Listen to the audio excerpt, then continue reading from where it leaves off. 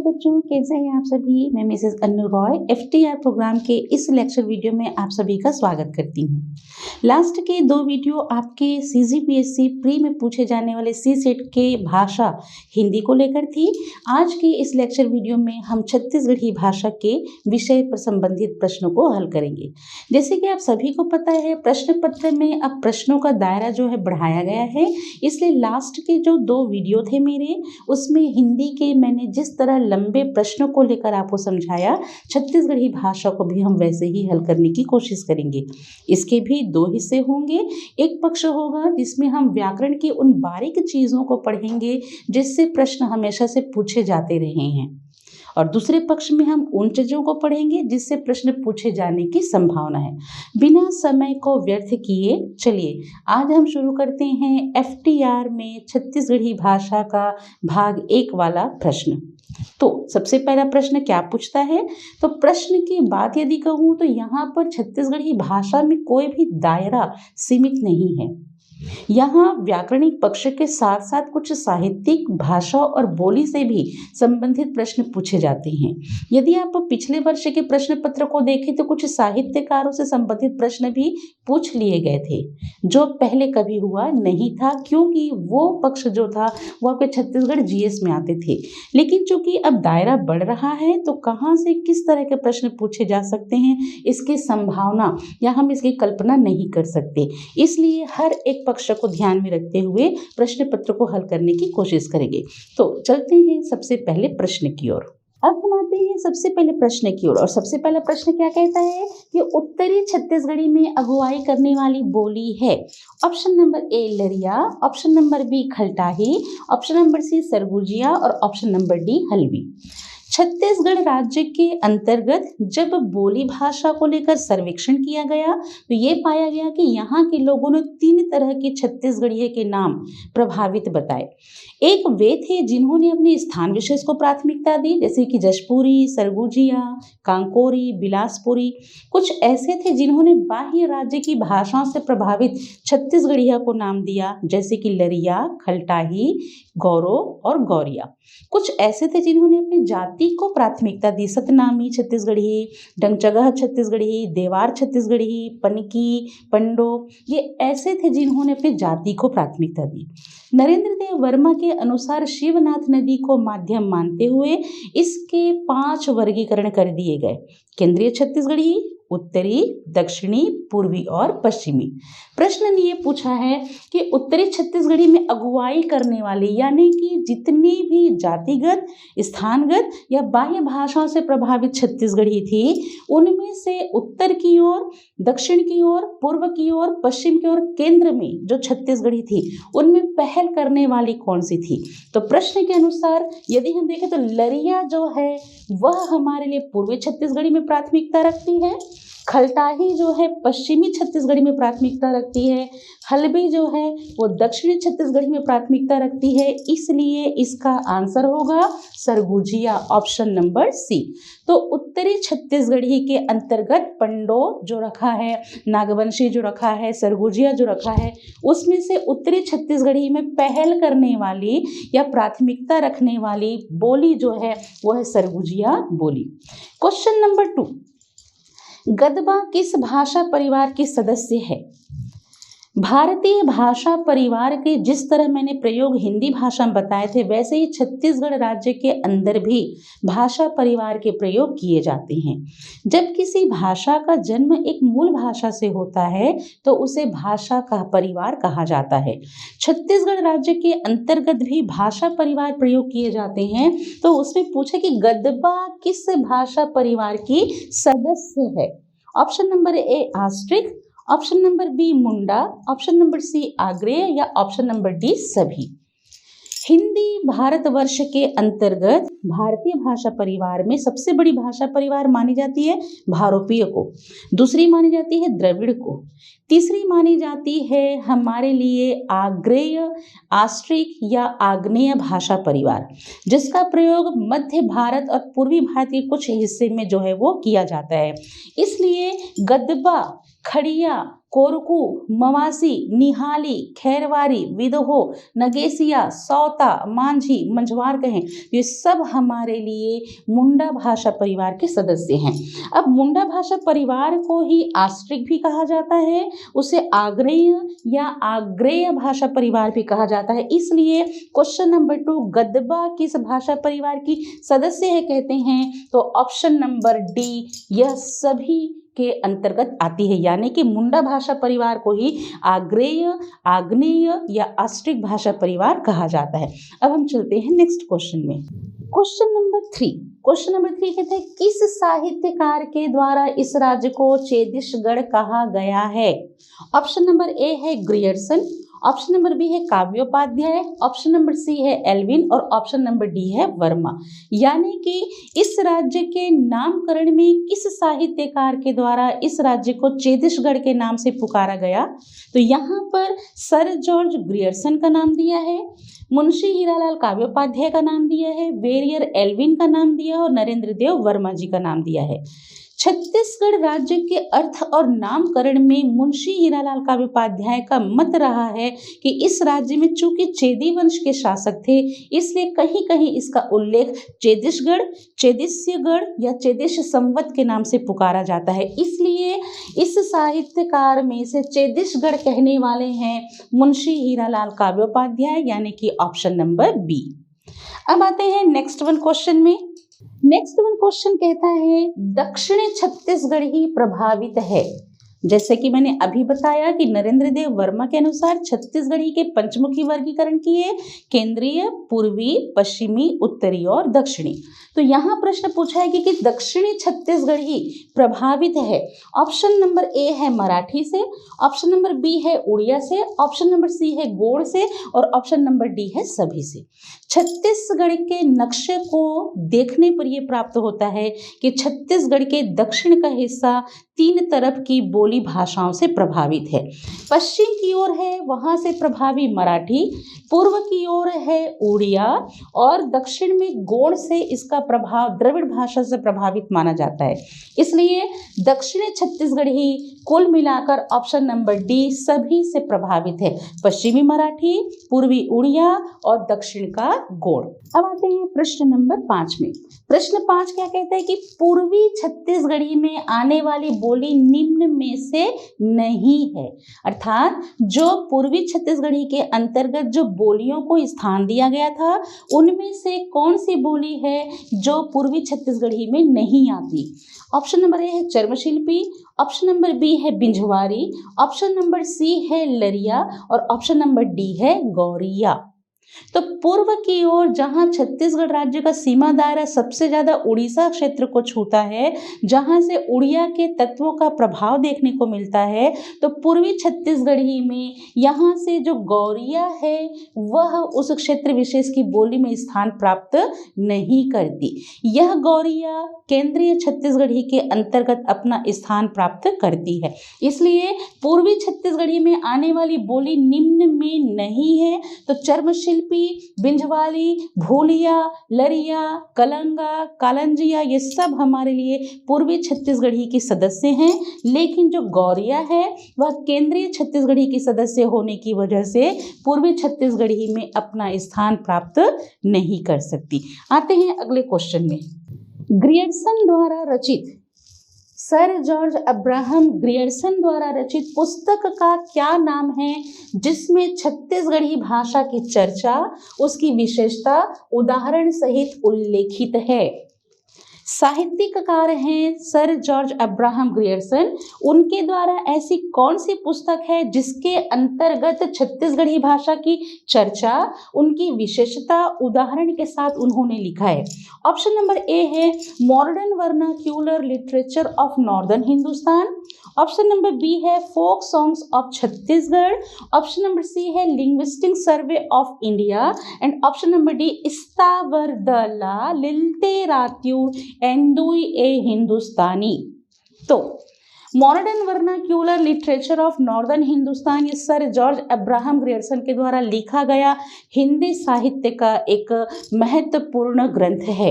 दूसरी बात, Verrier Elwin के द्वारा छत्तीसगढ़ी लोक गीतों पर आधारित है फोक सॉन्ग्स ऑफ छत्तीसगढ़।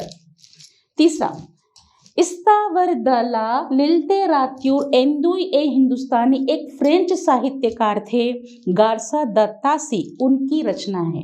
लेकिन linguistic survey of India option number C, ये एक ऐसी रचना है सर जॉर्ज अब्राहम ग्रियर्सन की, जिसके अंतर्गत उन्होंने छत्तीसगढ़ी भाषा की चर्चा की है, उसकी विशेषता बताई है उदाहरणों के साथ में। तो ऑप्शन नंबर आपका आता है सी। अब अगला प्रश्न है क्वेश्चन नंबर 7 कि छत्तीसगढ़ राज्य में छंद शास्त्र के मर्मज्ञ कहलाते हैं। Option number A Gopal Chandra Mishra, option number B Revaram Babu, option number C Daneshwar Sharma और option number D Pandit Jagannath Prasad Bhanu. Chhattisgarh राज्य के अंतर्गत साहित्यिक क्षेत्र में योगदान देने की वजह से यहाँ के साहित्यकारों को कुछ विशेष उपाधियों से विभूषित किया गया था, जैसे कि सुंदरलाल शर्मा को तुलसीदास कहा जाता है। इसी तरह शिवायन की रचना करने वाले नरसिंहदास वैष्णव को छत्तीसगढ़ के सूरदास की उपाधि दी गई है। इसी क्षेत्र विशेष में वाल्मीकि की उपाधि दी गई है पंडित गोपाल मिश्र को। तो छंद शास्त्र के मर्मज्ञ कौन कहलाते हैं? तो गोपाल चंद्र मिश्र हैं हमारे लिए छत्तीसगढ़ के वाल्मीकि, रेवाराम बाबू जो हैं वो एक राजकवि थे, दानेश्वर शर्मा जो है साधारण से एक साहित्यकार थे, इन्हें कोई विशेष उपाधि से विभूषित नहीं किया गया था। लेकिन जगन्नाथ प्रसाद भानु की जितनी भी रचनाएं हैं उन सभी रचनाओं में छंद से संबंधित प्रयोग देखने को मिलते हैं। इनकी रचनाओं को छंद शास्त्र से प्रभावित अंक विलास ज्योति विलास पर आधारित जो अंक शास्त्र है ज्योतिष शास्त्र है उस पर आधारित इनकी रचना मानी जाती है। इसलिए छंद शास्त्र के मर्मज्ञ के नाम से छत्तीसगढ़ में जाने जाते हैं पंडित जगन्नाथ प्रसाद भानु। अब हम आते हैं अगले क्वेश्चन में। छत्तीसगढ़ की पहली समीक्षात्मक रचना का नाम है। ऑप्शन ए छत्तीसगढ़ समीक्षा साहित्य, ऑप्शन नंबर बी चिन्हारी, ऑप्शन नंबर सी छत्तीसगढ़ साहित्य और साहित्यकार और ऑप्शन नंबर डी है मेरी समीक्षात्मक रचना। छत्तीसगढ़ राज्य के अंतर्गत जब साहित्यिक गतिविधियों ने अपना एक विशेष परचम लहराया, यानी कि हिंदी साहित्य के बराबर उन्होंने जब अपनी छत्तीसगढ़ साहित्य को समाज के सामने लाकर प्रस्तुत किया, उस समय छत्तीसगढ़ के अंदर भी आलोचक, समालोचक जैसे और समीक्षात्मक रचनाकारों का उद्भव देखने को मिलता है। उसी समय छत्तीसगढ़ की प्रथम समीक्षात्मक रचना विनय पाठक के द्वारा छत्तीसगढ़ साहित्य और साहित्यकार के नाम से लिखी गई थी। तो छत्तीसगढ़ की प्रथम समीक्षक यदि हम कहें तो डॉक्टर विनय कुमार पाठक है और उनकी रचना छत्तीसगढ़ साहित्य और साहित्यकार को छत्तीसगढ़ की पहली समीक्षात्मक रचना के नाम से पुकारा जाता है। नेक्स्ट वन क्वेश्चन क्या पूछता है? छत्तीसगढ़ी भाषा में व्यंजन के कितने भेद हैं? छत्तीसगढ़ी की स्वयं की अपनी कोई लिपि विशेष नहीं है। यह छत्तीसगढ़ी राज्य जहां पर मुंशी हीरालाल काव्योपाध्याय का सबसे बड़ा योगदान देखने को मिलता है, जब उन्होंने 1885 में देवनागरी लिपि में प्रयोग किए जाने वाले वर्णाक्षरों को लेकर छत्तीसगढ़ी बोली और व्याकरण नामक पुस्तक को लिखा, जिसे ग्रियर्सन ने पढ़ा तो उन्होंने यह पाया कि एक ऐसा क्षेत्र विशेष जहां स्वयं की कोई विशेष लिपि नहीं है, परंतु देवनागरी का प्रयोग करके इन्होंने इतने खूबसूरत से व्याकरण पक्ष को लिखा है।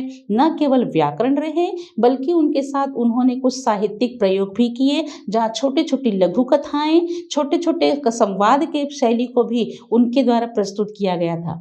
लोचन प्रसाद पांडे की मदद लेकर सर जॉर्ज अब्राहम ग्रियर्सन ने उसे अंग्रेजी भाषा में अनुवाद किया और कलकत्ता के बैप्टिस्ट मिशन प्रेस में छपने के लिए भेज दिया। जब वह ग्रंथ या पुस्तक हमारे सामने प्रस्तुत हुई तब उसमें 5 वर्ष का समय बीत चुका था, इसलिए उसका प्रकाशन वर्ष 1890 मानी जाती है, जबकि उसको लिखा गया था मुंशी हीरालाल काव्योपाध्याय के अनुसार 1885 में। हीरालाल काव्योपाध्याय के अनुसार यदि हम व्यंजन वर्णों की बात करें तो उन्होंने उसे थोड़ा सा अलग किया है। लेकिन वर्तमान समय में राजभाषाओं के गठन होने और छत्तीसगढ़ी भाषा को प्राथमिकता देने के उद्देश्य से नरेंद्र देव वर्मा ने मानक वर्तनी के अनुसार उस हीरालाल काव्योपाध्याय के द्वारा जो व्याकरण में व्यंजन वर्णों को बांटा था उसे हिंदी से रिलेटेड करके उन्होंने बताया। प्रश्न ये पूछा है कि छत्तीसगढ़ी भाषा में व्यंजन के कितने भेद हैं, तो वर्तमान समय में जो मानक वर्तनी मानी जाती है छत्तीसगढ़ी की, हम उसको लेकर चलेंगे। इसके अनुसार ऑप्शन नंबर ए है 4, ऑप्शन नंबर बी है 3, ऑप्शन नंबर सी है 2 और ऑप्शन नंबर डी है 1। व्यंजन क्या होते हैं? व्यंजन वे वर्ण होते हैं जो स्वर की सहायता से बोले जाते हैं। हिंदी में 4 प्रकार के व्यंजन माने जाते हैं: स्पर्श व्यंजन, अंतःस्थ व्यंजन, ऊष्म और संघर्षी और एक माना जाता है संयुक्त व्यंजन। लेकिन छत्तीसगढ़ी में संयुक्त व्यंजनों का इस्तेमाल नहीं किया जाता क्योंकि यहाँ पर अवधी और बघेली और अन्य भाषाओं के प्रभाव से वर्णाक्षर रूपांतरित हो जाते हैं, इसलिए यहाँ संयुक्त व्यंजन को हटा दिया गया।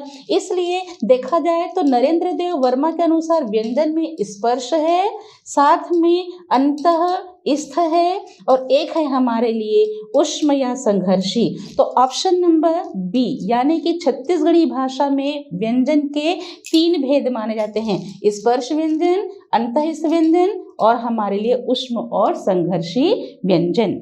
अब आते हैं अगले क्वेश्चन में। अगला क्वेश्चन कहता है स तथा ख में परिवर्तन करने वाला वर्ण निम्न में से है। वह कौन सा वर्ण है जिसका रूपांतर स और ख में हो जाता है? ऑप्शन नंबर ए है स, ऑप्शन नंबर बी है श, ऑप्शन नंबर सी है श और ऑप्शन नंबर डी है श्र। तो ये श्रीमान जी का श्र जो है यह संयुक्त वर्ण है और छत्तीसगढ़ी के अंदर ये श्र से सर में बदल जाता है, इसलिए श्रीपुर से सिरपुर और श्री से सिर कहा जाता है। और देखा जाए तो यहाँ पर सरोती का स तो प्राथमिकता रखता ही है, बल्कि जो श है और ये जो श है ये श भी स में बदल जाता है। लेकिन जो षटकोण का श है, इस षटकोण के श को हम यहाँ पर षटकोण के श से स में भी उच्चारण करते हैं और ख में भी उच्चारण करते हैं। देखा होगा भाषा जब हम कहते हैं तो जब हम भाषा कहते हैं तो इस भाषा को आपने सुना होगा भाषा भी बोलते हैं और साथ में इसे भाखा भी कहा जाता है, साथ में इसे भाखा भी कहते हैं। चूंकि षटकोण का श वर्षा कहता है तो वर्षा से वो हमारे लिए बरखा बन जाता है, दोष से दोष बन जाता है या कभी कभी दोख भी कहा जाता है। तो स तथा ख में परिवर्तन करने वाला वर्ण निम्न में से है ऑप्शन नंबर सी षटकोण का श। अब आते हैं नेक्स्ट वन क्वेश्चन में। छत्तीसगढ़ी भाषा में स्वरों की संख्या है। छत्तीसगढ़ी भाषा में स्वरों की संख्या है। हीरालाल काव्योपाध्याय के अनुसार 5 लघु और 5 दीर्घ से 10 स्वर होते हैं। छत्तीसगढ़ी भाषा में ऋषि का री को स्वर में स्थान नहीं दिया गया है और न ही ऋषि का री छत्तीसगढ़ी में प्रयोग किया जाता है।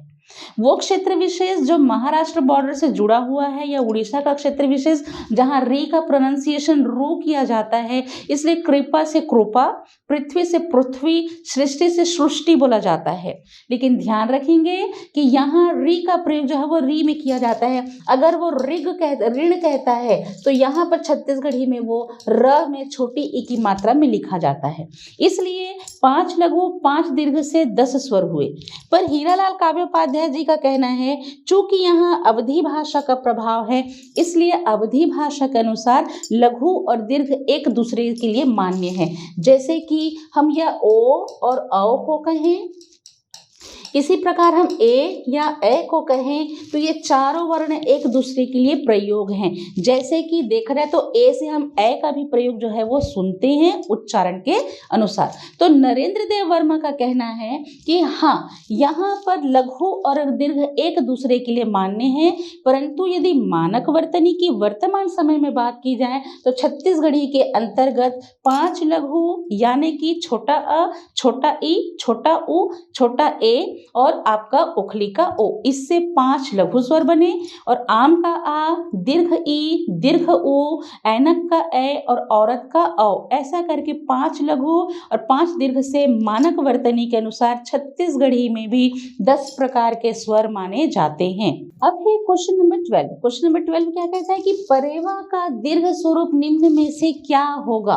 ऑप्शन नंबर ए है परेवाओ, ऑप्शन नंबर बी है परई, ऑप्शन नंबर सी है परोना और ऑप्शन नंबर डी है परेवना। छत्तीसगढ़ राज्य के अंतर्गत शब्द के जब निर्माण प्रक्रिया की जाती थी तब कभी कभी लघु से दीर्घ बनाने के लिए कुछ प्रत्ययों का इस्तेमाल किया जाता था।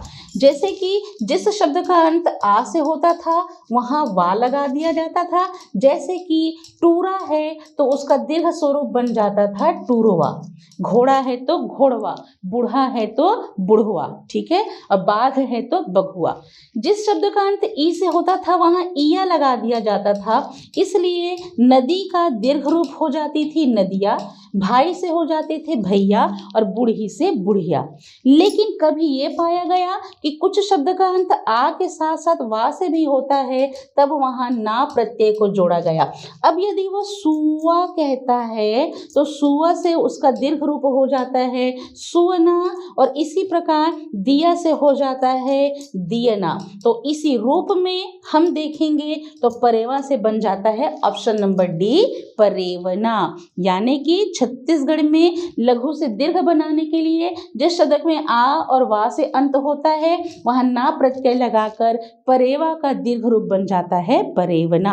अब आते हैं अगले प्रश्न में। क्वेश्चन नंबर 13 क्या कहता है, निम्न में शुद्ध वर्तनी की पहचान कीजिए। हाँ, हालांकि आज तक इससे कभी भी कोई प्रश्न पूछा नहीं गया है, लेकिन देखा जाए तो इससे संबंधित प्रश्न छत्तीसगढ़ के अन्य किसी परीक्षाओं में पूछे जा चुके हैं। तो निम्न में से शुद्ध वर्तनी की पहचान कीजिए कहता है, तो थोड़ी देर पहले ही मैंने बताया था कि छत्तीसगढ़ राज्य के अंतर्गत दूसरे राज्य की बोली भाषाओं के प्रभाव होने की वजह से यहाँ वर्णाक्षर जो है अपना परिवर्तन कर लेते हैं। इस परिवर्तन में देखा जाए तो बघेली से प्रभावित है य, जो बदल जाता है ज में, और व बदल जाता है ब में। इसलिए यजमान से हो जाता है जजमान, यात्रा से बन जाती है जात्रा, और इसी तरह वन से बन जाता है बन, और विचार से बन जाता है विचार। छत्तीसगढ़ के अंतर्गत ऋषि के री का प्रयोग नहीं किया जाता, इसलिए इसमें से जजमान जो है वो छत्तीसगढ़ का शुद्ध वर्तनी होगा और ऋग्वेद यानी आपके शुद्ध वर्तनी होगी। तो ऑप्शन नंबर आपका आता है डी, जहां ऋषि का री प्रयोग न होकर री में प्रयोग किया जाता है और यह का परिवर्तन बघेली से प्रभावित ज में बदलने की वजह से यहाँ शुद्ध वर्तनी में ऋग्वेद भी है और जजमान भी है, जो यजमान का अपभ्रंशित है, ऋण का प्रयोग नहीं किया जाता। तो क्वेश्चन नंबर 13 का आंसर होगा ऑप्शन नंबर डी, ए और सी दोनों। अगला प्रश्न है, छत्तीसगढ़ी भाषा में वर्णों का रूपांतर मुख्यतः किस बोली से प्रभावित है। Option number A Bihari, option number B Bundeli, option number C Awadhi और option number D Marathi. Chhattisgarh राज्य के अंतर्गत छत्तीसगढ़ का सीमा जितने भी अन्य राज्य की सीमा दायरे को छूता है वहाँ के बोली के भाषाओं के शब्दों को लेकर चलता है। इसलिए छत्तीसगढ़ के अंतर्गत देखा जाए तो वर्ण का जो रूपांतरण है मुख्यतः यहाँ पर प्रभावित है। किससे कहा जाए तो सबसे ज़्यादा यह अवधी से प्रभावित है। मराठी का प्रभाव है क्योंकि मराठी के शब्दों का इस्तेमाल करता है। बुंदेली का प्रभाव है क्योंकि वहाँ के थोड़े छोटे शब्दों का प्रयोग है और बिहार की भोजपुरी का भी प्रभाव देखने को मिलता है। लेकिन प्रभावित शब्द प्रयोग किए जाते हैं, वर्णाक्षर रूपांतरित नहीं होते। लेकिन ऑप्शन नंबर जो सी है अवधी, इस अवधि का सबसे ज्यादा प्रभाव देखने को मिलता है, क्योंकि अवधि में ऋषि का री का प्रयोग री में किया जाता है, जो मैंने अभी बताया। अवधि में शक्कर का श और षटकोण का श प्रयोग नहीं होता क्योंकि ये स में परिवर्तित हो जाते हैं और षटकोण का श जो है वो स के साथ ख में भी परिवर्तन करता है। यहाँ जो संयुक्ताक्षर होते हैं वो संयुक्ताक्षर टूट जाते हैं, जो आपके आरेफ वर्ण होते हैं उसका भी प्रभाव टूट जाता है, तो धर्म से हो जाता है धर्म। क्षत्रिय का क्ष जो है वो छ में भी बदलता है, आवश्यकता अनुसार ख में भी बदलता है, इसलिए क्षेत्र से क्षेत्र या खेत भी कहते हैं। कुशल कुशल क्षेम से कुशल क्षेम कहते हैं। यह लट्टू का ल जो र में बदलता है, इसलिए होली से होरी और दिवाली से देवारी बन जाता है। यह छत्तीसगढ़ भाषा जो अवधि का सबसे बड़ा प्रभाव मान के चलता है, जहाँ पर वर्णाक्षर जो है वो संयुक्त से विरक्त हो जाते हैं। वर्णाक्षरों में अपना एक विशेष परिवर्तन देखने को मिलता है और इस आधार पर लघु को दीर्घ और दीर्घ से लघु का प्रयोग किया जाता है। बैठना को हम यहाँ पर ऐ का उच्चारण करने लगते हैं और बैठना से बन जाता है बैठना, कैसा से कैसा और पैसा से बन जाता है पैसा। इसलिए छत्तीसगढ़ी भाषा में वर्णों का रूपांतरण मुख्यतः किस बोली से प्रभावित है? तो ऑप्शन नंबर सी अवधि से सबसे ज्यादा प्रभावित है। अब हम आते हैं नेक्स्ट वन क्वेश्चन में। नेक्स्ट वन क्वेश्चन क्या पूछता है? 15 नंबर का क्वेश्चन कहता है छत्तीसगढ़ी में ऊष्म वर्ण की संख्या कितनी है? तो ऊष्म वर्ण क्या होते हैं? जिस वर्ण के उच्चारण करते समय मुख से निकलने वाली हवा ऊष्म या गर्म हो और एक संघर्ष के साथ में उस ध्वनि का उच्चारण हो तो उसे ऊष्म या संघर्षी कहा जाता है। ये हिंदी भाषा में हमारे पास जो हैं वो ऊष्म संघर्षी छत्तीसगढ़ी भाषा में थोड़े से अलग है। हिंदी भाषा में शक्कर का श, षटकोण का श, सरोते का स और हल का ह ऊष्म की श्रेणी में आते हैं, लेकिन छत्तीसगढ़ी भाषा में चूंकि श का परिवर्तन स हो जाता है, षटकोण के श का परिवर्तन स और ख दोनों में हो जाता है, इसलिए ये दोनों यहाँ से हटा दिए गए, बचते हैं केवल स और ह। इसलिए छत्तीसगढ़ी में ऊष्म वर्णों की संख्या है option number A 3, option number B 4, option number C 5 and option number D 2। तो ऊष्म वर्णों की संख्या छत्तीसगढ़ी में है ऑप्शन नंबर डी 2, यानी कि सरोते का स और हल का ह, ये छत्तीसगढ़ी में ऊष्म वर्ण माने जाते हैं। नेक्स्ट वन क्वेश्चन, निम्न शब्दों में छत्तीसगढ़ी अर्ध तत्सम शब्द की पहचान कीजिए। ऑप्शन नंबर ए बिहा, ऑप्शन नंबर बी ध्यान, ऑप्शन नंबर सी अप्सरा और ऑप्शन नंबर डी बी और सी दोनों। तो आखिर ये तत्सम शब्द क्या होते हैं? संस्कृत के शब्दों का हूबहू हिंदी में वैसा ही प्रयोग किया जाए जिस रूप में वो संस्कृत में है, तो ऐसे शब्दों को तत्सम, उसी के समान कहकर तत्सम शब्द कहा जाता है। यानी those words which we take from language of Sanskrit for use of our Hindi language. तो जिस संस्कृत के शब्दों का हम हिंदी में उसी रूप में प्रयोग करते हैं वो तत्सम कहलाता है। छत्तीसगढ़ राज्य के अंतर्गत उन्हीं तत्सम शब्दों का प्रयोग अर्ध तत्सम के तौर पर किया जाता है। अब ये अर्ध तत्सम क्या होते हैं कि छत्तीसगढ़ के अंतर्गत चूंकि वर्णाक्षर रूपांतरित हो जाते हैं अवधि बघेली से प्रभावित होने की वजह से, इसके वजह से वर्णाक्षर के रूपांतरण हो जाने से उनका प्रोनाउंसिएशन जो है वो तत्सम ही होता है, परंतु उसका रूप जो है वो अपभ्रंशित हो जाता है, इसलिए उसे अर्ध तत्सम कहा जाता है। तो छत्तीसगढ़ के अंतर्गत भी कुछ तत्सम शब्द हैं, तद्भव हैं, देशज हैं, विदेशज हैं और स्वदेशज शब्द भी हैं। तो यदि हम राम, अचल, अटल, गंगा, गुरु, बलराम, देवता, मंदिर, दानव कहें तो सब हमारे लिए तत्सम है, क्योंकि इनका उच्चारण पूर्ण रूप से हिंदी में प्रयोग होने वाले तत्सम शब्दों की तरह है। लेकिन अर्ध तत्सम क्या है? बिहा एक ऐसा शब्द है जो तत्सम नहीं है। ध्यान से वह हमारे लिए ध्यान बना और अप्सरा से हमारे लिए वह अप्सरा बना, क्योंकि छत्तीसगढ़ के अंदर स जो है आवश्यकता अनुसार छ में बदलता है, इसलिए तो वत्सर से बछर बन जाता है, ठीक है, पैसेंजर से पछिंदर बन जाता है और इसलिए अप्सरा का स जो है छ में बदलने से अप्सरा बना। दूसरी बात कि जिस वर्ण का पहला अक्षर अधूरा होता है, जैसे कि ध्यान कहा, जैसे कि प्यार कहा, तो छत्तीसगढ़ के अंतर्गत इस वर्णाक्षर को कर दिया जाता है पूरा और छोटी ई की मात्रा लगा दी जाती है और ध्यान से बन जाता है ध्यान। कुल मिलाकर यह जो ध्यान शब्द है और अप्सरा शब्द है ये तत्सम शब्द है, पर छत्तीसगढ़ी के अनुसार अपभ्रंशित होने पर ध्यान से ध्यान और अप्सरा से अप्सरा बना। इसलिए क्वेश्चन नंबर 16 19 कि निम्न छत्तीसगढ़ी अर्ध शब्द की तत्सम की पहचान कीजिए। तो ऑप्शन नंबर डी है, बी और सी दोनों यानी कि ध्यान और अप्सरा छत्तीसगढ़ के अर्ध तत्सम शब्द हैं। अब हम आते हैं नेक्स्ट क्वेश्चन में। संगी किसका तद्भव शब्द है? संगी किसका तद्भव शब्द है? तद्भव उसके बाद हुआ। संस्कृत के शब्दों का हिंदी में उसी रूप में प्रयोग किया जाना तत्सम कहलाता है, लेकिन संस्कृत के शब्दों का सरलीकरण करके हिंदी के रूप में उसका परिवर्तन कर देना, जहां अर्थ में परिवर्तन नहीं बल्कि संस्कृत के शब्दों का हिंदी रूपांतरण शब्द जो है वो तद्भव के नाम से पुकारा जाता है। और देखा जाए तो छत्तीसगढ़ी में भी तत्सम से तद्भव पाए जाते हैं। पुस्तक से हो जाती है पोथी, ग्राम से बन जाता है गांव, मत्स्य से मछली और मछली से हो जाती है मछली, अग्नि से बन जाती है आगी, कुटुंब से हो जाता है कुटुंब, और इसी तरह देखा जाए तो यात्रा से बन जाती है यात्रा। कुल मिलाकर संगी का तद्भव शब्द क्या है कहता है?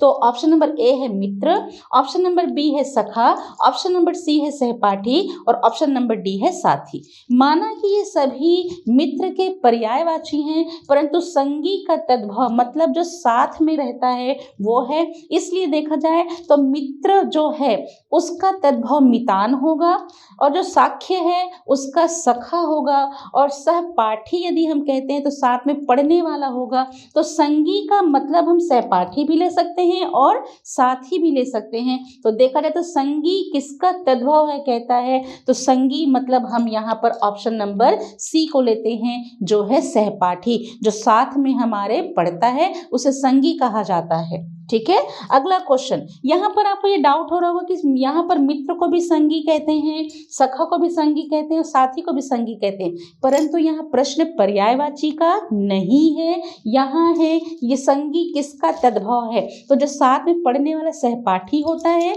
उसे छत्तीसगढ़ में संगी कहा जाता है, इसलिए संगी का तद्भव होगा सहपाठी।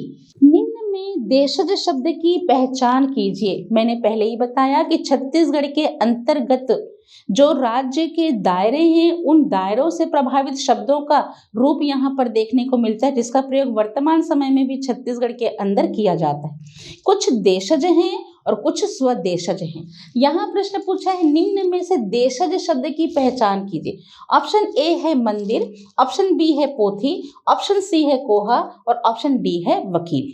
तो मंदिर तत्सम शब्द है, पोथी तद्भव शब्द है, वकील विदेशज शब्द है। आंसर नंबर सी कोहा, जो पत्थर का या मिट्टी का जो ढेला होता है उसे छत्तीसगढ़ी में कोहा कहा जाता है और यह छत्तीसगढ़ के देशज शब्दों में गिना जाता है। ऑप्शन नंबर सी कोहा। क्वेश्चन नंबर 19, निम्न शब्दों में मराठी शब्द की पहचान कीजिए।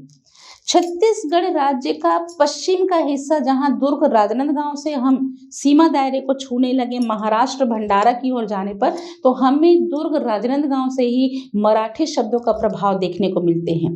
मराठा शासक के आने की वजह से बिलासपुर के भी कुछ क्षेत्र में मराठी के शब्दों का विशेष वर्चस्व देखने को मिलता है। तो यहाँ पर दिया है कि निम्न शब्दों में मराठी शब्द की पहचान कीजिए। ऑप्शन नंबर ए ढेकुना, ऑप्शन नंबर बी भांचा, ऑप्शन नंबर सी रक्सा और ऑप्शन नंबर डी सभी।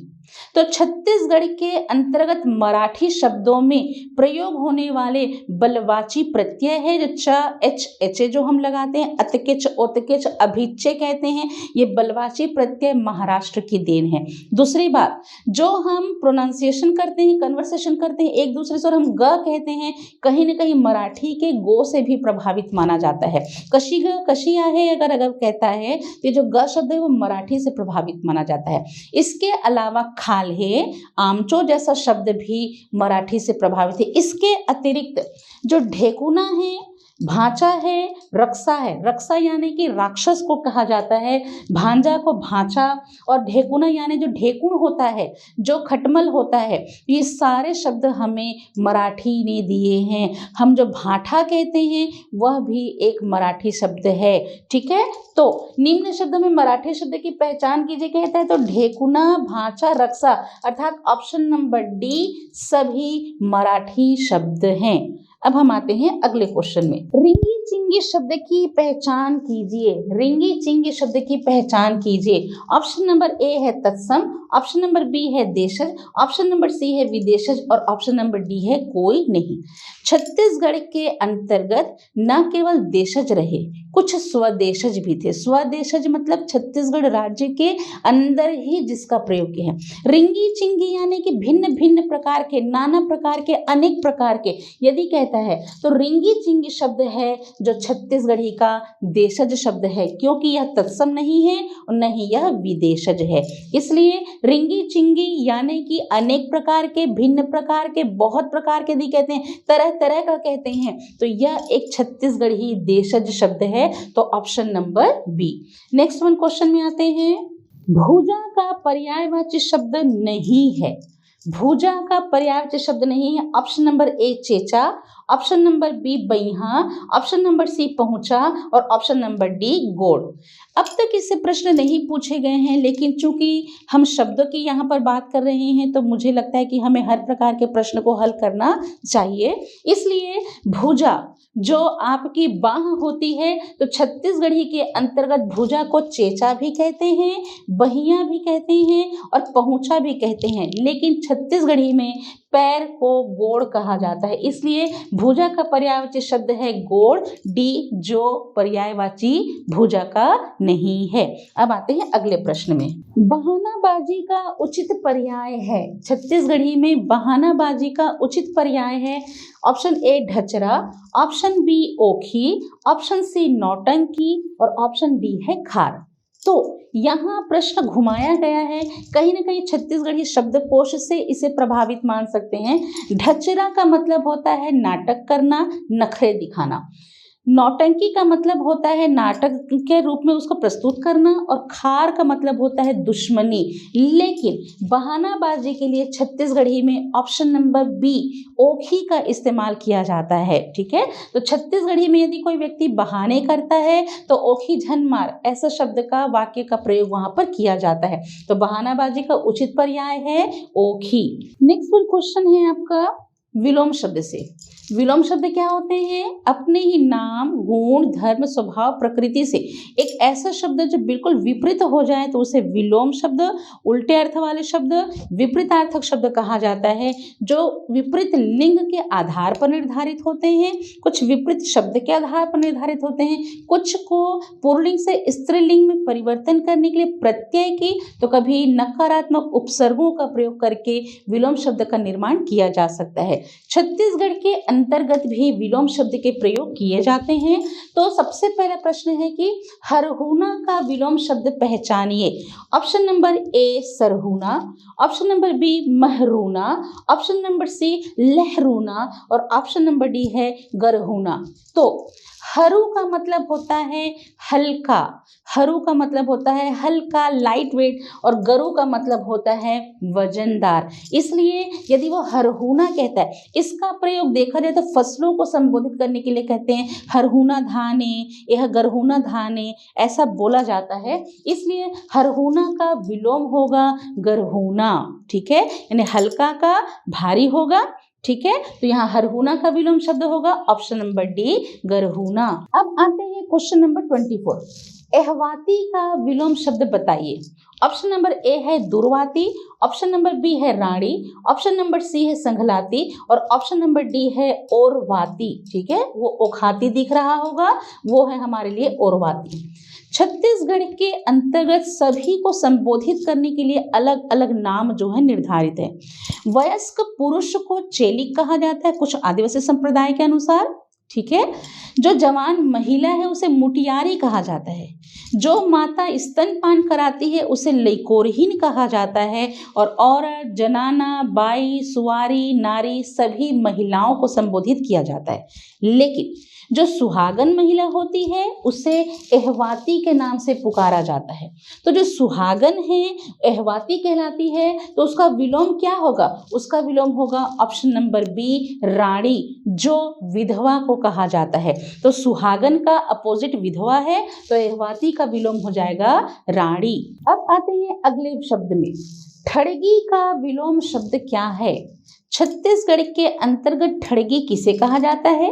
निसंतान महिला जो होती है उसे ठड़गी कहा जाता है, यानी जो बंधिया होती है, बांझ होती है, जिसकी कोई औलाद नहीं है, उसे छत्तीसगढ़ी में ठड़गी कहा जाता है। तो इसका विलोम क्या है?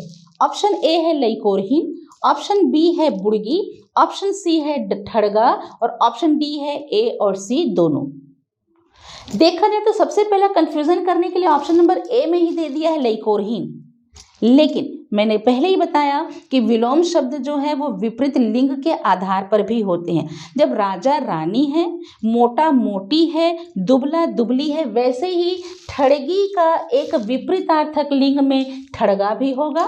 लेकिन यदि वो बंधिया लेता है तो स्तनपान कराने वाली महिला लइकोरहीन होगी, इसलिए इसका ऑप्शन होगा आंसर नंबर डी, यानी कि ठड़गी का विलोम शब्द है ए लइकोरहीन भी और सी आपका ठड़गा भी। तो ध्यान रखिएगा कि सारे ऑप्शन को क्लियर पढ़ा कीजिए, क्योंकि पहले ही ऑप्शन जो होते हैं पहले दूसरे के वो कंफ्यूजन क्रिएट करने वाले होते हैं। देखा जाए तो यहाँ पर लइकोरहीन तो है ही, साथ में ठड़गा भी है, इसलिए यदि आप ठड़गी का डायरेक्ट ऑप्शन ए में आंसर लगा दिया तो आपका नंबर वहीं से कट जाएगा, इसलिए पूरे ऑप्शन को बहुत अच्छे से पढ़ा करें। तो क्वेश्चन नंबर 25 ठड़गी का विलोम शब्द है ऑप्शन नंबर डी, ए और सी दोनों। अब आता है अगला क्वेश्चन, निम्न समुच्चारित शब्द का अर्थभेद स्पष्ट कीजिए। समुच्चारित शब्द क्या होते हैं? उच्चारण की गलती से एक समान उच्चारण होने वाला। जब हम श को भी स कहते हैं, जब हम क्ष को भी छ कहते हैं, जब हम अड़ा को भी अड़ा बोलते हैं, साथ ही जब हम लेखन का प्रयोग करते हैं तो मात्राओं का प्रयोग भी गलत करते हैं। ऐसी स्थिति में एक समान उच्चारित होने की वजह से उसे समुच्चारित कहा जाता है, एक समान सुनाई देने की वजह से उसे सम्श्रुत कहा जाता है, और एक ही प्रकार के प्रयोग होकर जब हम उसके अर्थों को जानते हैं तो वो भिन्न होते हैं, इसलिए ऐसे शब्दों को समुच्चारित या भिन्नार्थक शब्द कहा जाता है। तो यहाँ प्रश्न पूछा है कि भावर और भंवर, इस शब्द का अर्थभेद स्पष्ट कीजिए। ऑप्शन नंबर ए है चक्र ऑप्शन और फेरा, ऑप्शन नंबर बी है गोल घेरा, ऑप्शन नंबर सी है फेरा और चक्र, और ऑप्शन नंबर डी है कीड़ा और कोड़ा। ठीक है, देखा जाए तो छत्तीसगढ़ी में भावर पढ़ना यदि हम कहते हैं तो फेरा को कहा जाता है ना। 7 भावर मतलब कि जो परिक्रमा होती है, फेरा होता है उसे भावर कहते हैं, और जो भंवर होता है उसे चक्र कहा जाता है, जो गोल घेरा होता है ना उसे चक्र कहते हैं। इसलिए ऑप्शन नंबर सी कि भावर का अर्थ है फेरा और भंवर का अर्थ है चक्र। लेकिन देखिए यदि आप इस ऑप्शन नंबर ए को लगा देते तो जो आपका फेरा है उसे आपने चक्र बना दिया होता, और जो चक्र है आप उसे फेरा बना देते। इसलिए अर्थ स्पष्ट जो शब्द करता है उसके स्पष्टीकरण को ध्यान में रखते हुए ही वहां पर निशान लगाइएगा। तो निम्न समुच्चारित शब्द का अर्थभेद स्पष्ट कीजिए कहता है, तो भावर का है फेरा और भावर से बनता है चक्र। So option number C. अब आते हैं नेक्स्ट वन क्वेश्चन में, निम्न समुच्चारित शब्द का अर्थभेद स्पष्ट कीजिए। फिर से एक क्वेश्चन दिया है मैंने, कुहरा और कोहरा ये 2 ऐसे शब्द हैं जिसका अर्थभेद बताना है। ऑप्शन नंबर ए है धुआं धुंध, ऑप्शन नंबर बी है धुंध धुआं, ऑप्शन नंबर सी है धुआं भूसा, और ऑप्शन नंबर डी है भूसा और धुआं। तो छत्तीसगढ़ के अंतर्गत कुहरा यदि हम कहें तो यहाँ पर धुआं को कुहरा कहते हैं, कि जब हम लकड़ी में आग लगाते हैं तो जो धुआं उठता है उसे कुहरा कहते हैं। ठीक है, कुहिरात है, कुहरा उड़ियात है बोलते हैं। लेकिन जो कोहरा होता है यह बरसात के समय में जो धुंध होता है उसे कहा जाता है। तो छत्तीसगढ़ी के अंतर्गत भी देखा जाए तो कुहरा का मतलब होगा हमारे लिए धुआं और कोहरा का मतलब होगा हमारे लिए धुंध। इसलिए इसका आंसर क्या आएगा? आंसर नंबर ए, धुआं और धुंध। ठीक है, तो धुआं और धुंध। अब आते हैं अगले प्रश्न में। अगला प्रश्न है किस युग्म का मेल संगत नहीं है। यहाँ पर शब्दकोश से प्रश्न खेला गया है कि यहाँ पर जो युग्म शब्द है, यानी कि छत्तीसगढ़ के अंतर्गत कुछ शब्द ऐसे हैं जो हमेशा हिंदी की तरह जोड़े में प्रयोग किए जाते हैं। जैसे हम द्वंद्व समास पढ़ते हैं ना, आंधी तूफान, हलवा पूड़ी, सेठ साहूकार, खीर पूड़ी, दाल चावल, ऐसे छत्तीसगढ़ के अंतर्गत भी युग्म शब्द प्रयोग किए जाते हैं। युग्म का मतलब होता है जोड़ा। तो किस युग्म शब्द का मेल संगत नहीं है? ऑप्शन नंबर ए है करजा बोड़ी, ऑप्शन नंबर बी है तेल फूल, ऑप्शन नंबर सी है एकर एकरा और ऑप्शन नंबर डी है कांटा खूंटी। तो छत्तीसगढ़ के अंतर्गत करजा बोड़ी में मैं बुझा गए हूँ कहते हैं, साथ में तेल फूल चुपरले भी कहते हैं और कांटा खूंटी कति झंझाबे, ऐसे प्रयोग जोड़े में किए जाते हैं। लेकिन देखा जाए तो ऑप्शन नंबर सी एकर ओकर होना चाहिए, ठीक है, लेकिन यहाँ दिया है एकर एकरा जो युग्म का मेल संगत नहीं है, इसलिए 28 का आंसर होगा ऑप्शन नंबर सी एकर एकरा। अगला प्रश्न है क्वेश्चन नंबर 29, बिना ब्याह किए पर पुरुष के साथ भाग जाना इस हेतु उपयुक्त छत्तीसगढ़ी शब्द है। छत्तीसगढ़ के अंतर्गत भी हम वन वर्ड आंसर का इस्तेमाल करते हैं, यानी कि अनेक शब्दों का एक शब्द, समूह शब्दों का एक शब्द का इस्तेमाल किया जाता है। तो बिना ब्याह किए पर पुरुष के साथ भाग जाने के लिए छत्तीसगढ़ी में कौन से शब्द का इस्तेमाल किया जाएगा? ऑप्शन नंबर ए है प्रेम पलायन, ऑप्शन नंबर बी है उड़हरिया, ऑप्शन नंबर सी है प्रेम विवाह और ऑप्शन नंबर डी है गंधर्व विवाह। तो छत्तीसगढ़ के अंतर्गत पर पुरुष के साथ में यदि कोई लड़की या महिला भाग जाती है तो उसे उड़हरिया कहा जाता है। तो ऑप्शन नंबर बी। मरी शब्द में कौन सा उपसर्ग प्रयोग होगा जिससे उसका अर्थ मोटी हो जाएगा? क्वेश्चन नंबर यहाँ पर प्रीफिक्स से पूछा गया है। उपसर्ग मतलब कि किसी भी धातु शब्द के पहले जुड़कर उस शब्द में एक नयापन, विकार या रूपांतर उत्पन्न करने वाले शब्द को उपसर्ग कहा जाता है। छत्तीसगढ़ के अंतर्गत भी उपसर्गों की संख्या मानी जाती है। यहाँ हिंदी प्रभावित उपसर्ग हैं, उर्दू प्रभावित उपसर्ग हैं, साथ ही कुछ विशेष छत्तीसगढ़ी के भी उपसर्ग हैं जो प्रयोग किए जाते हैं। माना कि शब्दों का जो प्रयोग है वो अपभ्रंशित हो जाता है, परंतु यहाँ उस उपसर्ग और प्रत्यय का भी प्रयोग विशेष तौर पर किया जाता है। प्रश्न ने कहा है कि मरी शब्द में कौन सा उपसर्ग लगाएंगे जिससे उसका अर्थ मोटी हो जाएगा? ऑप्शन नंबर ए है हु, ऑप्शन नंबर बी है खू, ऑप्शन नंबर सी है धू और ऑप्शन नंबर डी है कु। तो छत्तीसगढ़ के अंतर्गत मोटा व्यक्ति को पर्यायवाची तौर पर धूमरा भी कहा जाता है, इसलिए यदि वह महिला मोटी है तो उसे धूमरी कहेंगे। तो मरी शब्द में हम लगाएंगे ऑप्शन नंबर सी धू और धूमरी होकर वह महिला जो है वो मोटी कहलाएगी। तो मरी शब्द में धू उपसर्ग लगाने से उसका अर्थ धूमरी अर्थात मोटी हो जाएगा। अब आते हैं अगले प्रश्न में। अगला प्रश्न क्या कहता है? निम्न शब्दों में छत्तीसगढ़ी उपसर्ग की पहचान कीजिए। ऑप्शन नंबर ए है अड़, ऑप्शन नंबर बी है अटा, ऑप्शन नंबर सी है कले और ऑप्शन नंबर डी है सभी। छत्तीसगढ़ के अंतर्गत विदेशज उपसर्ग जो आपके उर्दू से हैं उनके भी प्रयोग हैं, साथ में हिंदी के भी प्रयोग हैं, लेकिन मैंने अभी बताया कि कुछ विशेष उपसर्ग हैं जो छत्तीसगढ़ से ही हैं, इसलिए उन्हें देशज उपसर्ग कहा जाएगा, जिसमें अड़ से बनता है अड़कट्टा, अड़गड़, अड़गसनी, अटा टूट जैसा शब्द, कले कल, कले चुप कहते हैं, इसलिए छत्तीसगढ़ के उपसर्ग की पहचान कीजिए कहता है। तो अड़, अटा और कले सभी जो हैं वह छत्तीसगढ़ी उपसर्ग हैं जिसका प्रयोग छत्तीसगढ़ी शब्दों के निर्माण में किया जाता है। तो 831 क्वेश्चन का आंसर होगा ऑप्शन नंबर डी सभी। अगला क्वेश्चन है मोरे शब्द में प्रयुक्त प्रत्यय शब्द बताइए। किसी भी धातु शब्द के अंत में जुड़कर उस शब्द में एक नयापन, एक विकार या एक रूपांतर उत्पन्न करने वाले शब्द को प्रत्यय कहा जाता है। शब्दांश जो पहले जुड़े वो उपसर्ग है और शब्दांश जो अंत में जुड़े वो प्रत्यय है। छत्तीसगढ़ के इस प्रश्न में मोरे शब्द में प्रयुक्त प्रत्यय का बताना है, शब्द की कौन सा प्रत्यय है। ऑप्शन नंबर ए है रे, ऑप्शन नंबर बी है अये, ऑप्शन नंबर सी है ए और ऑप्शन नंबर डी है अये। ठीक है, तो मोर शब्द यानी कि मेरा, मोर शब्द का मतलब होता है मेरा। ठीक है, दूसरी बात कि यहाँ पर बलवाची प्रत्यय का इस्तेमाल किया जाता है। जब हम कहते हैं ए हर मोरे मतलब कि मेरा ही है, तो यहाँ पर ऑप्शन नंबर सी ए का प्रयोग किया गया है। ठीक है, तो मोरे, तोरे, एकरे, ओकरे कहता है, तो यह एक बलवाची प्रत्यय है जिसका अर्थ होता है ही। तो मोरे मतलब मेरा ही, तो ऐसे प्रयोग में तो मोरे शब्द में प्रयुक्त प्रत्यय शब्द है ऑप्शन नंबर सी ए।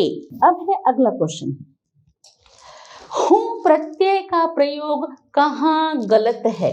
हूँ प्रत्यय का प्रयोग कहाँ गलत है। ऑप्शन नंबर ए है महू, ऑप्शन नंबर बी है एहूं, ऑप्शन नंबर सी है तहूं और ऑप्शन नंबर डी है जाहूं।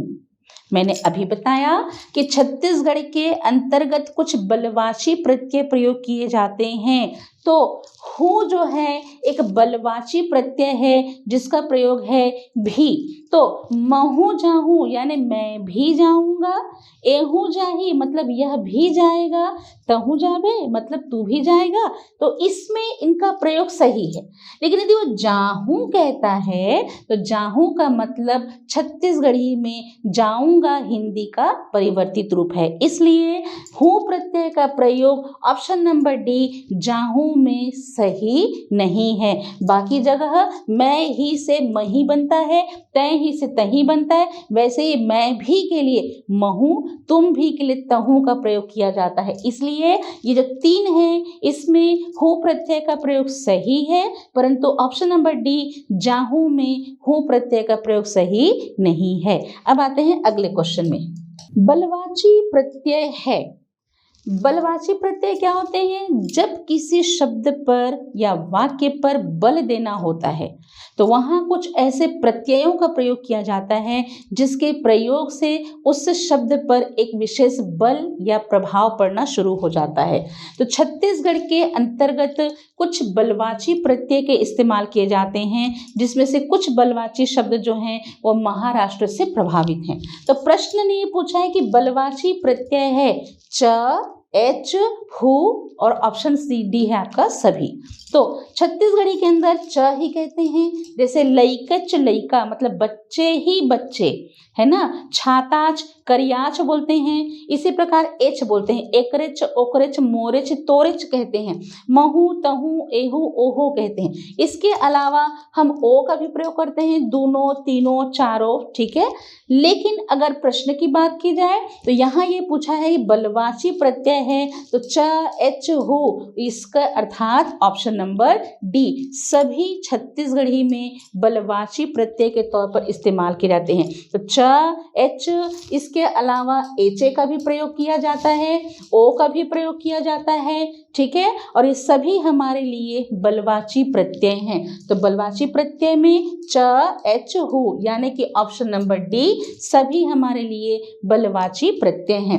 अब आते हैं अगले क्वेश्चन में, दईहान में प्रयुक्त प्रत्यय शब्द है। दईहान में प्रयुक्त प्रत्यय शब्द है, ऑप्शन नंबर ए है हान, ऑप्शन नंबर बी है न, ऑप्शन नंबर सी है इहान और ऑप्शन नंबर डी है आन, ठीक है।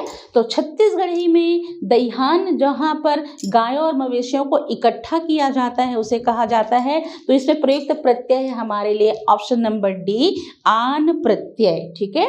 कंफ्यूजन क्रिएट करने के लिए हान, न और इहान दिया है, लेकिन आंसर है ऑप्शन नंबर डी दईहान में आन प्रत्यय जुड़ा, जैसे लगान, पठान, उड़ान, चट्टान कहते हैं, वैसे ही यहाँ पर हमारे लिए दईहान में आन प्रत्यय जुड़ा हुआ है। अगला प्रश्न क्या पूछता है, गोरसी के आगे होना मुहावरे का अर्थ है।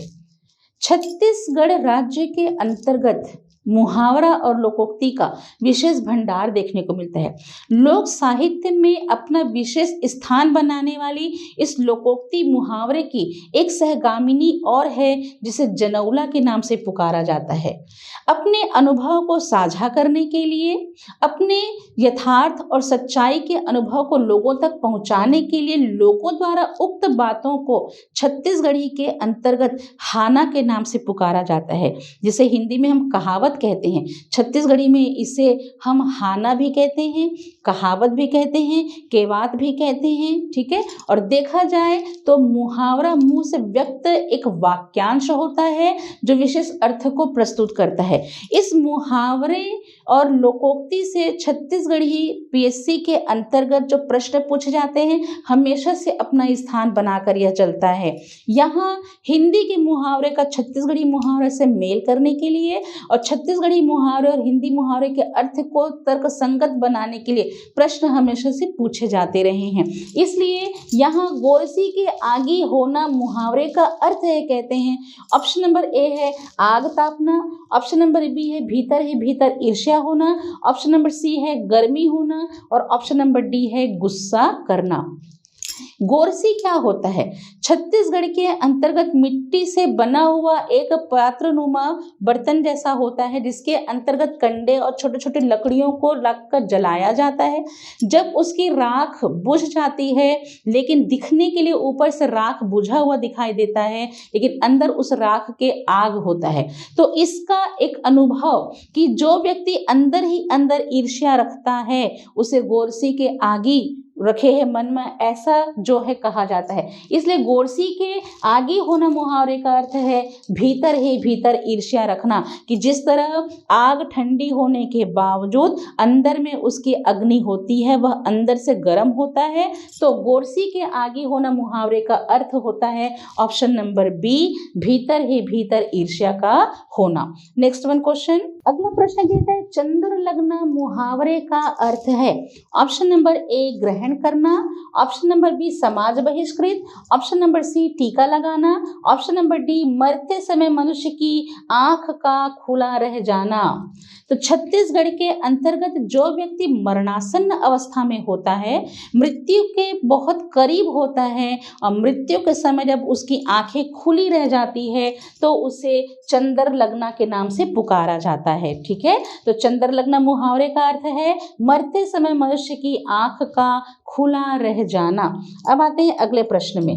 दुब्बरला दो आषाढ़ मुहावरे का अर्थ है अधिक मास आना, दोबारा आषाढ़ माह आना, तीसरा दोहरा कष्ट होना और चौथा कोई नहीं। तो दुब्बरला दो आषाढ़ मुहावरे का अर्थ है दोहरा कष्ट होना, यानी कि दोहरा कष्ट होना मतलब दुब्बरला दो आषाढ़, जो कमजोर व्यक्ति है जो खेती कर रहा है उसके लिए तो वैसे ही आषाढ़ के महीने में जो वर्षा होती है उसके अलावा और यदि अधिक मास के बढ़ने से उसे तकलीफ हो रही है तो वहां पर वो ऐसे शब्द का प्रयोग करता है जहां उसे दोहरे कष्ट का सामना करना पड़ता हो। तो दुब्बरला दो आषाढ़ मुहावरे का अर्थ है दोहरा कष्ट होना। अगला प्रश्न है दुर्लभ होना। दुर्लभ होना इस अर्थ है तो निश्चित मुहावरे का चयन कीजिए। ऑप्शन नंबर ए है जमा का फूल होना, ऑप्शन नंबर बी है डूमर का फूल होना, ऑप्शन नंबर सी है डूमर कीड़ा होना, ऑप्शन नंबर डी है बी और सी दोनों। हिंदी की भाषा के अनुसार जवा का फूल होना दुर्लभ होना का एक उदाहरण माना जाता है, लेकिन चूंकि यह प्रश्न पत्र छत्तीसगढ़ी भाषा का है इसलिए हिंदी के भाषा से इसे रिलेट करके नहीं चलेंगे। तो दुर्लभ होना के अर्थ के लिए छत्तीसगढ़ी में दो प्रकार के मुहावरे जो हैं प्रयोग किए जाते हैं। डूमर का फूल होना भी कहा जाता है और डूमर कीड़ा होना भी कहा जाता है, अर्थात इसका आंसर होगा ऑप्शन नंबर डी, बी और सी दोनों। तो दुर्लभ होना अर्थ हेतु मुहावरे का चयन कीजिए कहता है, तो ऑप्शन नंबर डी, बी और सी दोनों। अब चलते हैं अगले प्रश्न में। यहाँ पर दिया है एक हाथ खीरा के खालिस्तान। एक हाथ खीरा के 9 हाथ खालिस्तान। लोकोक्ति में छूटा हुआ शब्द को भरना है। ऑप्शन नंबर ए है नार, ऑप्शन नंबर बी है पाना, ऑप्शन नंबर सी है बीजा, ऑप्शन नंबर डी है ढेखरा। तो यह एक लोकोक्ति है। लोगों द्वारा उक्त बातों को लोकोक्ति कहा जाता है। साथ में इसे कहावत और छत्तीसगढ़ी में इसे हाना के नाम से पुकारा जाता है। किसी व्यक्ति को समझाने के लिए, चेतावनी देने के लिए, प्रहसन और व्यंग के लिए छत्तीसगढ़ में हिंदी की तरह हाना का प्रयोग किया जाता है। जबकि मुहावरे वाक्यांश होते हैं जो 3 या 4 शब्द का होकर भी एक लाक्षणिक अर्थ को प्रस्तुत करते हैं। इस मुहावरे के लिए एक उचित वाक्य की आवश्यकता पड़ जाती है जब उसे वाक्य के भीतर प्रयोग करना होता है। लेकिन लोकोक्ति चूंकि संपूर्ण कथन होती है, इसलिए इसे वाक्य के भीतर प्रयोग करने की उतनी आवश्यकता महसूस नहीं होती जितनी कि आपकी मुहावरे की होती है। अधिकांश मुहावरे शरीर के अंगों पर आधारित होते हैं और अंतिम वर्ण उसका ना होता है। लेकिन जो लोकोक्ति है वह आपके अनुभव पर आधारित माना जाता है। छत्तीसगढ़ के प्रचलन के अनुसार एक सबसे प्रचलित लोकोक्ति कही जाती है, एक हाथ खीरा के 9 हाथ। अब वो अंत में कौन सा शब्द है? क्या वो नार है, क्या वो पाना है, क्या वो बीजा है, क्या वो ढेखरा है? तो एक प्रचलित हाना है, एक हाथ खीरा के 9 हाथ बीजा, मतलब ऑप्शन नंबर सी। कब बबा मरही ता बरा चूरही, इसका अर्थ है पकवान का इंतजार, कार्य का अनिश्चित होना, बरा खाने की इच्छा, या ऑप्शन नंबर डी उम्मीद लगाना। छत्तीसगढ़ के अंतर्गत यह महत्वपूर्ण मुहावरे और लोकोक्तियों में से सबसे लोक प्रचलित हाना कहलाता है। कब बबा मरही त बरा चुरही, कुछ लोग कहते हैं कब बबा मरही त बरा खाबो। तो इसका मतलब ये होता है कि कार्य का अनिश्चित होना, यानी कि जब छत्तीसगढ़ के अंतर्गत मृत्यु भोज होता है या अंतिम विदाई का पकवान बरा को माना जाता है, तो छत्तीसगढ़ में भी एक लोगों के द्वारा हंसी मजाक में अगर कोई मरणासन स्थिति में बुजुर्ग है तो उसके मृत्यु भोज में बड़ा खाने को मिलेगा, ऐसा उनका एक मजाकिया तौर पे कहने वाला लोकोक्ति है। तो कब बाबा मरही तब बरा चूरही का अर्थ है कार्य का अनिश्चित होना। कथनी और करनी में अंतर, इस अर्थ हेतु उपयुक्त हाना का चयन कीजिए। ठीक है, कथनी और करनी में अंतर। अब यहाँ पर प्रश्न जो है वो अर्थ को ऊपर लिख दिया गया है। इस अर्थ से संबंधित यहाँ 4 ऑप्शन दिए हैं, उससे उसके संगत बिठानी है कि गाय न गोरू सुख सुते हरू। ऑप्शन नंबर बी, चना है ता दांत नहीं और दांत है ता चना नहीं। ऑप्शन नंबर सी, गरजे बाग धरे नहीं, गरजे बादर बरसे नहीं और भूखे कुकुर चाबे नहीं। और ऑप्शन नंबर डी है, जतका मुड़ी ओत के हाड़ी। अब देखा जाए तो गाय न गरु सुख सुते हरू का अर्थ है निश्चिंत जीवन। चना है तो दांत नहीं, दांत है तो चना नहीं का मतलब है अवसर का प्राप्त नहीं होना।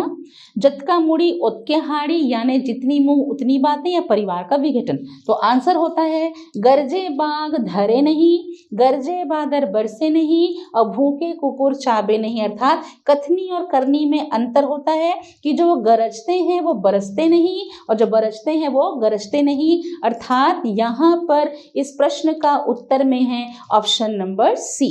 अगला है, रस्सी जल गई पर बल ना गया। इस हिंदी कहावत को चरितार्थ करने वाले छत्तीसगढ़ी हाना निम्न में से कौन सा है? ऑप्शन नंबर ए, तेली के तेल है तब पहाड़ ला नहीं पोते। ऑप्शन नंबर बी, बासी के नून कभू नहीं हिटे। ऑप्शन नंबर सी, सेली के तेल है तब पहाड़ ला नहीं पोते। और ऑप्शन नंबर डी, जोरी जल जाते फिर आट नहीं जावे। एक चीज यहाँ पर थोड़ी सी गलती है कि यहाँ ऑप्शन 2 दे दिया है, ठीक है ना। ऑप्शन नंबर ए जो दिया है वो ऑप्शन नंबर सी में भी दे दिया है, तो चलिए हम इसको चेंज कर देते हैं। ठीक है, तो ऑप्शन नंबर ए दिया है तेली के तेल है तब पहाड़ ला नहीं पोते। ऑप्शन नंबर बी दिया है बासी के नून कभू नहीं हिटे। ऑप्शन सी है डोरी जर जाते फिर आट नहीं जावे। और ऑप्शन नंबर सी में कुछ भी ले सकते हैं, जैसे कि हम कह सकते हैं अचरा मारना। ठीक है, एक ऑप्शन कर दिया। ये गलत इसलिए होगा क्योंकि ऑप्शन ए में भी वही ऑप्शन था और ऑप्शन सी में था, तो ऑप्शन सी को हमने चेंज कर दिया। ठीक है, तो प्रश्न ने क्या कहा कि रस्सी जल गई पर बल ना गया, यह हिंदी का एक प्रचलित मुहावरा है। इसका छत्तीसगढ़ी के किस मुहावरे से संबंध जुड़ता है?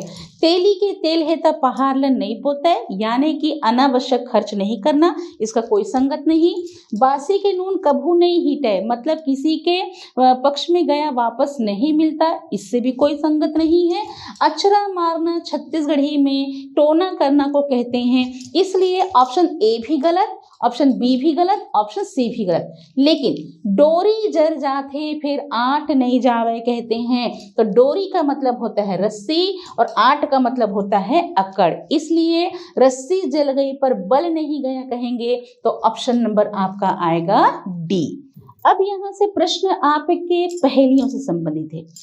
पहेली जिसे छत्तीसगढ़ी में जनौला कहा जाता है, जिसे बुझौवन कहा जाता है, तो छत्तीसगढ़ की पहेली बुझौवन या जनौला संस्कृत के प्रहेलिका से प्रभावित माना जाता है। समय का सदुपयोग करने के लिए शब्दों का एक ऐसा ताना बाना या जाल बुनना जो अपने आसपास के प्राकृतिक तत्व, दैनिक दिनचर्या में प्रयोग होने वाले तत्व या ऐसे चीज़ों की ओर इशारा करते हैं जिससे एक उचित प्रश्न पूछे जाने पर जवाब की कोई उम्मीद हो। यदि हम उसे समझ बूझ से समझ लेते हैं तो बुझौवन है, यदि जब पूछा गया उसके उत्तर को जान गए तो जनौला है, और देखा जाए तो इसे पहेली संस्कृत के प्रहेलिका से माना जाता है। तो छत्तीसगढ़ के अंतर्गत लोक साहित्य में मुहावरा, लोकोक्ति और जनौला को विशेष स्थान जो है वो दिया गया है। तो मुहावरे, लोकोक्ति से प्रश्न तो पूछे जाते हैं, साथ में पहेलियों से भी हमेशा छत्तीसगढ़ पीएससी में प्रश्न पूछा गया है। तो यहाँ पर है प्रश्न कि तारे के लिए छत्तीसगढ़ी पहेली क्या है? उत्तर है तारा। ठीक है, इसके लिए इसमें छत्तीसगढ़ी पहेली कौन सा है? ऑप्शन ए है नंद बाबा के 900 गाय, दीने चढ़त चरे बर जाए। ऑप्शन नंबर बी है एक थारी में 2 अंडा, एक गरम एक ठंडा। ऑप्शन नंबर सी है पर्रा भर लाई, गगन भर बिछराई। और ऑप्शन नंबर डी है ए और सी दोनों। फिर से कंफ्यूजन क्रिएट किया। ऑप्शन नंबर ए में जो दिया है वह तारे का एक बहुत ही अच्छा प्रयोग पहेली के तौर पर है, तो सबसे पहला ध्यान हमारा चला जाता है ए में। लेकिन देखा जाए तो सी में भी तारे से संबंधित पहेली ही है, यानी यहाँ एक विषय पर आधारित कभी एक, कभी कभी 2 पहेलियां भी एक ही उत्तर के लिए बनाई गई हैं। जैसे नंद बाबा के 900 गाय, दीने चढ़त चरे बर जाए, इसका अर्थ भी तारे हैं। जहां दिवस अवसान हो जाता है तब जो चंद्रमा के तारे हैं, जो आसमान के तारे हैं वो दिखाई देते हैं, लेकिन जैसे ही सुबह होता है वो जैसे चरने चली गई हों, गायब हो गई हों, वैसा प्रभाव देखता है। और इसी तरह पर्रा भर लाई, गगन भर बिछराई कहते हैं। ठीक है, तो इन दोनों के आधार पर तारे के लिए छत्तीसगढ़ी पहेली ऑप्शन नंबर डी, ए और सी दोनों है। ठीक है, तो प्लीज आप प्रश्न में जो ऑप्शन दिया गया है बेटा उसको पूरा पढ़िएगा, क्योंकि कंफ्यूजन क्रिएट करने के लिए प्रश्नों के उत्तर में हेर फेर किया जाता है। ठीक है, इसलिए हमेशा चारों ऑप्शन को अच्छे से पढ़ें। कभी कभी ऑप्शन डी जो है वो आंसर क्लियर होता है, जो कंफ्यूजन क्रिएट करने के लिए ऑप्शन नंबर ए में भी वही उत्तर दिए होते हैं। तो ध्यान से बहुत अच्छे से प्रश्न के ऑप्शंस को आप पढ़ा करें। आते हैं अगले प्रश्न में। अगला प्रश्न क्या कहता है? अगला प्रश्न कहता है बोवत देख्यो बौटरा, बोवत देख्यो बौटरा, जामत देख्यो कुसियार, 2.5 महीना के छोकरा, दाढ़ी मेछा मा होशियार। इसका जनौला का जवाब क्या है? ऑप्शन ए है चना, ऑप्शन बी है बाजरा, ऑप्शन सी है भुट्टा और ऑप्शन डी है तिल।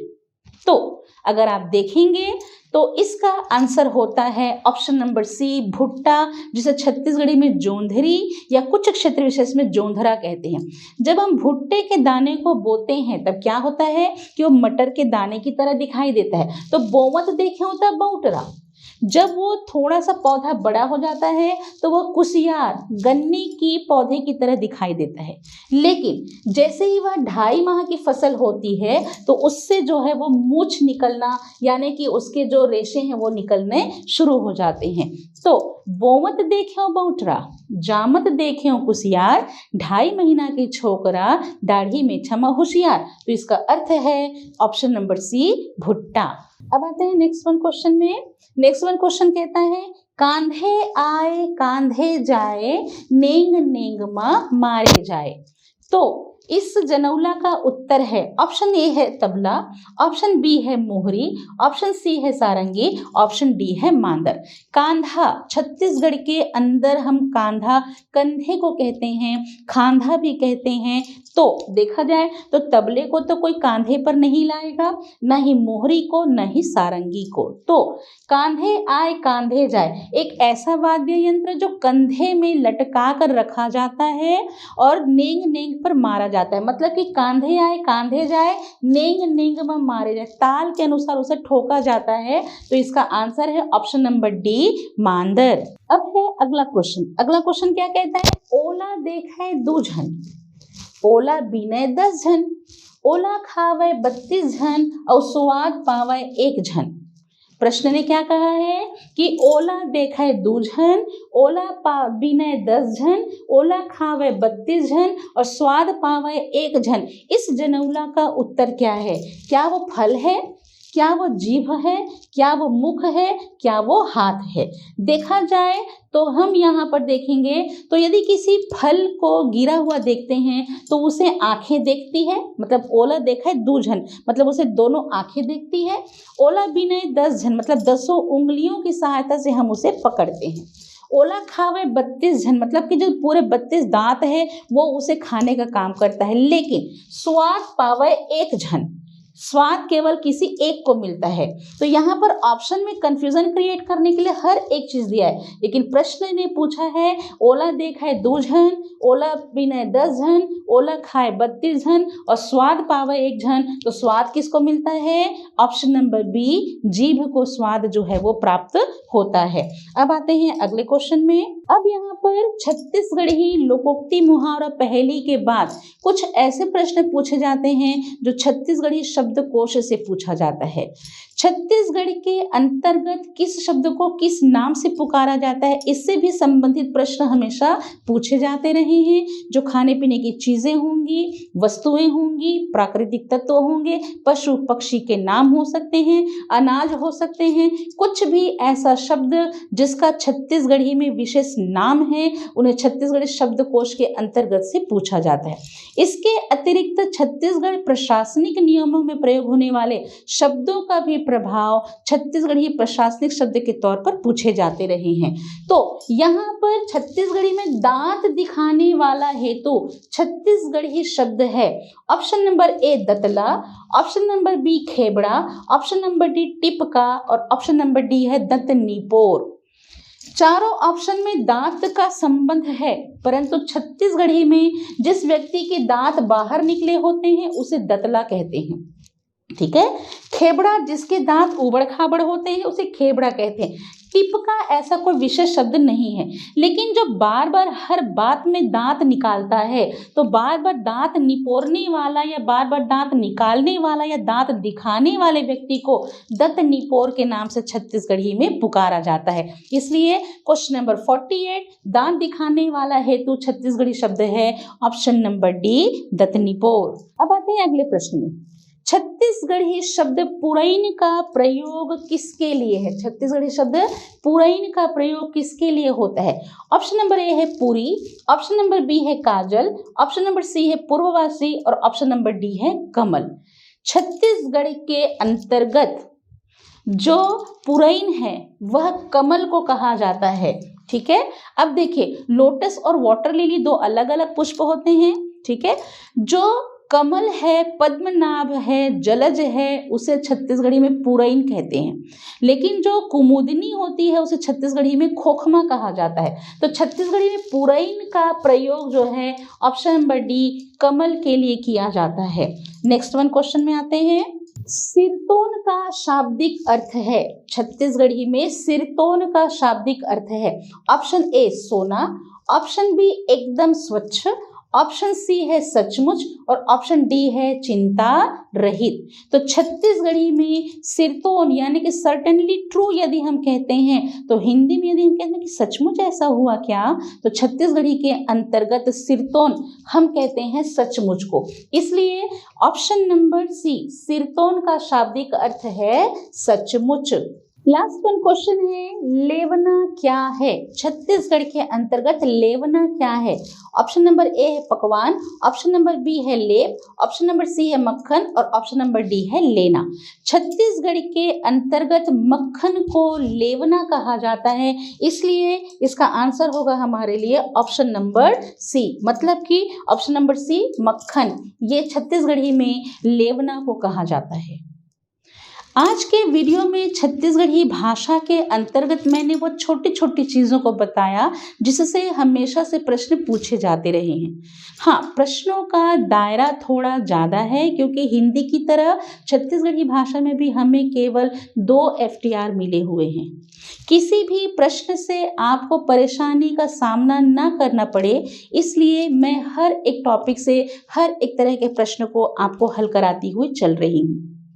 आने वाले वीडियो में हिंदी भाषा की ही तरह छत्तीसगढ़ी भाषा के विकारी और अविकारी शब्दों के साथ छत्तीसगढ़ी की संधि और समास को लेकर हम प्रश्नों को हल करेंगे। इसी तरह मेरे साथ बने रहिए और मेरे वीडियो के माध्यम से पढ़ते रहिए ताकि आपको CSET के प्रश्न में हिंदी और छत्तीसगढ़ी भाषा में किसी प्रकार की कोई परेशानी न हो। तब तक के लिए मेरे सभी बच्चों को ढेर सारी शुभकामनाएं। Love you to all my बच्चा एंड गॉड ब्लेस यू।